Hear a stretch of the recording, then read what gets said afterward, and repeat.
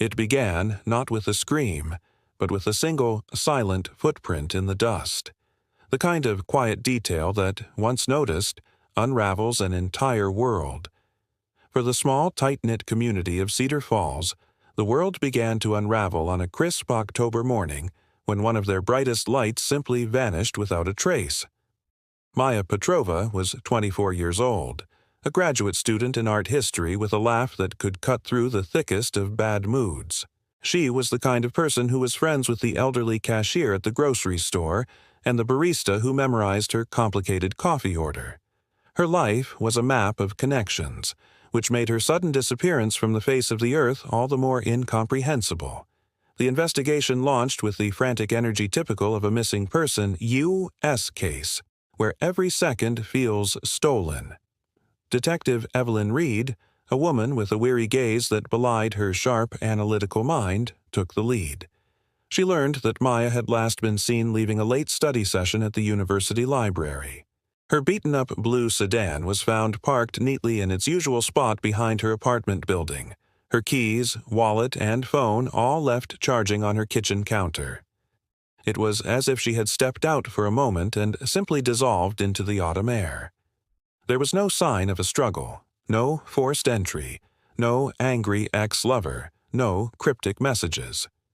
The case, brimming with potential leads, quickly grew cold, its momentum stalling against a wall of pure nothingness.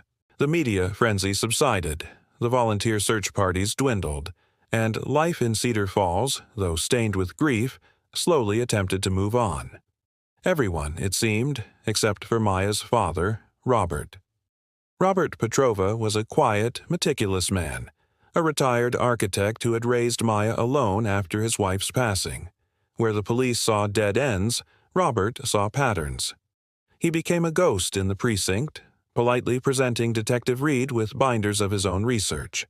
Timelines, maps of his daughter's routines, lists of every person she had ever mentioned. Reed, though sympathetic, saw a father's desperate grief, not a detective's lead. But Robert was undeterred.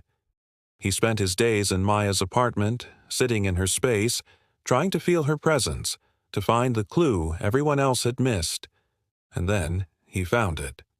Not in her emails or her texts, but in the one place no one had thought to look because it was too ordinary, too mundane. The attic. Cedar Falls was an old town, and many of its buildings, including Maya's apartment complex, were historic.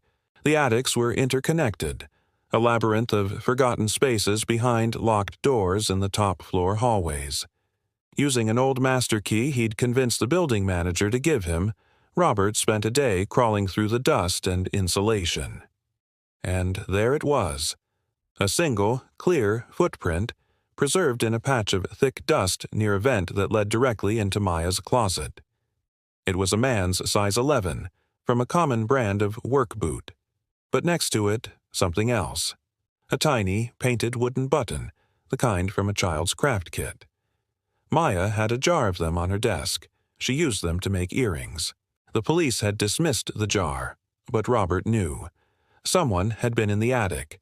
Someone had been watching his daughter. He took his evidence to Reed. This time, she listened. The footprint was cast, the button bagged. The discovery reframed everything. This wasn't a crime of passion or a random abduction. It was predatory, stalking. The investigation pivoted, focusing on maintenance workers, contractors, anyone with legitimate access to the building's infrastructure. The list was long, but one name kept rising to the top. Leo Croft, the building's super, a man in his 50s, described by tenants as quiet and helpful. He wore size 11 boots. He had master keys to every door, including the attic. And when police quietly pulled his record, they found a juvenile arrest for trespassing that had been sealed decades ago. It wasn't much, but it was a thread. They brought him in for questioning. The interview was a masterclass in chilling normalcy. Leo Croft was calm, polite, and helpful. He admitted he'd been in the attic recently to check on an internet line. The footprint was probably his. He remembered Maya fondly. Such a sweet girl, A real tragedy. He had an alibi for the night she vanished. He'd been watching a game at a local sports bar, alone. There was no evidence to hold him.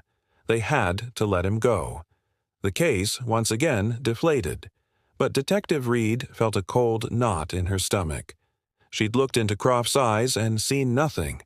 Not grief, not anxiety, not anger. A perfect, flat void. The break came from an evidence technician re-examining Maya's personal effects.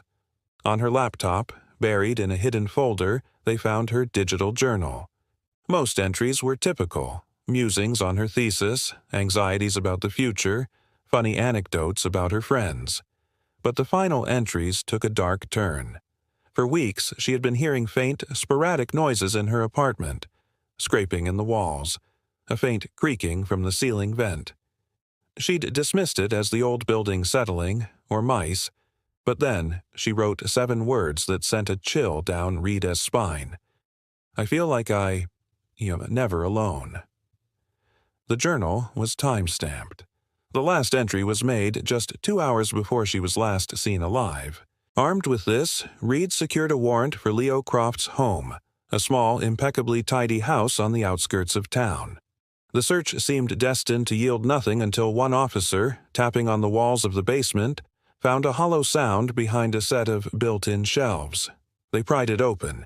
Behind it was a small, hidden room, and inside that room they found Maya Petrova. Not her body, but her life. Hundreds of photographs printed out and meticulously organized in albums. Tickets from movies she'd attended, napkins from cafes where she'd sat, discarded drafts of her thesis pulled from her recycling bin, and a single hand-drawn map of the attic system with a precise line charting a path from a loose panel in his own basement, a panel that connected to the town's old disused storm drains directly to the vent in Maya's closet. He hadn't just been in the attic, he had built a secret highway to her. The arrest was swift. The courtroom drama that followed was a study in contrast. The prosecution painted a picture of a sophisticated patient predator who had spent months constructing his own private tunnel to his victim, studying her, learning her routines, waiting for the perfect moment to drop down from her ceiling like a spider. The defense argued it was all circumstantial. They had a body of evidence, but they still had no body. Without a confession or forensic proof of a murder, they argued, this was merely the story of a troubled, obsessed man, not a killer. The trial stretched on for weeks, the tension unbearable. Leo Croft sat impassively, never betraying a single emotion. He was a ghost in the courtroom, a void absorbing the pain of Maya's family and friends without reflecting anything back. The case was strong, but it felt incomplete. And then, on the stand, under a brutal cross-examination from the defense Detective Reed, was asked the question that had haunted the entire town. Without a body detective, can you say with absolute certainty that Maya Petrova is even dead? Before Reed could answer, a sound echoed through the silent, packed courtroom. It was a faint, electronic chirp. Then another. A juror's phone was ringing, causing a stir. But the sound wasn't coming from the jury box. It was muffled, distant. The bailiff located the source. It was coming from inside a sealed evidence box on the prosecution's table. Inside was Leo Croft's personal tablet. As the bailiff opened the box, the device lit up. A notification flashed on the screen. It was a motion alert from a security app linked to Croft's home. The camera in the hidden basement room had been triggered. The courtroom held its breath as the prosecutor, hands trembling, accessed the live feed. The camera showed the empty, hidden room. But the motion sensor was ultra-sensitive. It had detected something they had all missed.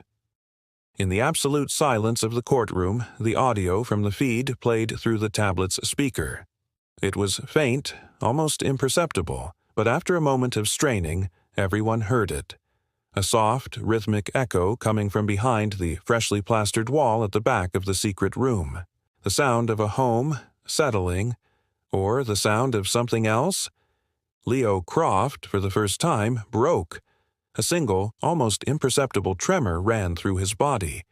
He didn't need to confess. The echo from the attic had finally found its way home. He had buried his secret in the one place he could never leave, the place where he could always be close to her. The verdict was a formality. He was put away forever, the mystery of Maya's final moments locked inside him and those walls. But some questions are never meant to be answered. They are only meant to haunt us, a constant reminder that the most terrifying monsters don't hide in the shadows. They install the locks on your doors. If stories like this keep you hooked, hit subscribe for more.